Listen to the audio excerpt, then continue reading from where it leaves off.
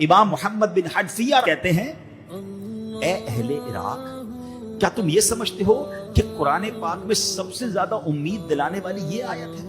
اب میں اگر آپ سے سوال کروں کہ قرآن پاک میں سب سے زیادہ امید دلانے والی آیت کون سی ہے، تو امام محمد کہتے ہیں عراق والوں سے کہ تم اس آیت کو سمجھتے ہو؟ کون سی آیت؟ لا تقنطوا من رحمت اللہ۔ ترجمہ کیا ہے؟ اللہ کی رحمت سے مایوس نہ ہو۔ نو ڈاؤٹ یہ بڑی امید دلاتی ہے، کمال کی آیت ہے۔ کسی بھی مشکل میں ہو دل کو دلاسا کیا ملتا ہے؟ لا تقنطوا من رحمت اللہ، اللہ کی رحمت سے مایوس نہ ہونا۔ تو انہوں نے کہا، اہل عراق کہتے ہیں کہ جی ہاں ہم تو یہی سمجھتے ہیں، تو یہی آیت سب سے زیادہ امید دلانے والی ہے۔ آئے ہائے ہائے، حضرت امام محمد نے فرمایا نہیں، ہم سب اہل بیت کا متفقہ فیصلہ، اہل بیت کا متفقہ فیصلہ ہے۔ قرآن کریم میں جو سب سے بڑھ کر امید دلانے والی آیت ہے نا، وہ کون سی ہے؟ وہ کہتے ہیں وَلَسَوْفَ يُعْطِيكَ رَبُّكَ فَتَرْضَىٰ، وَلَسَوْفَ يُعْطِيكَ رَبُّكَ فَتَرْضَىٰ۔ ترجمہ کیا ہے؟ اور بے شک قریب ہے کہ تمہارا رب تمہیں اتنا دے گا کہ تم راضی ہو جاؤ گے۔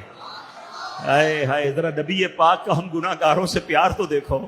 آپ کو کوئی کہے مانگو، کیا مانگتے؟ بلینک چیک دے دے کہ بھر لو اس میں جو اماؤنٹ چاہیے، لکھ لو تمہیں جو چاہیے، بندہ کیا کرے گا؟ اپنے لیے مانگے گا نا۔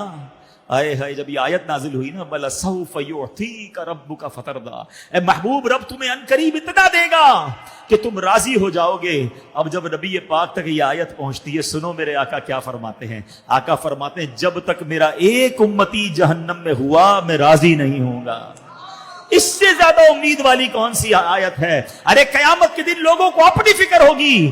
رسول اللہ صلی اللہ علیہ وسلم اس وقت بھی امت کو نہ بھولیں گے۔ جبھی تو میرے رضا کہتے ہیں نا، پیش حق مژدہ شفاعت کا سناتے جائیں گے، آپ روتے جائیں گے، ہم کو ہنساتے جائیں گے۔ آقا آنسو بہائیں گے، کس لیے؟ ہم گناہ گاروں کے لیے، اور آپ روئیں گے۔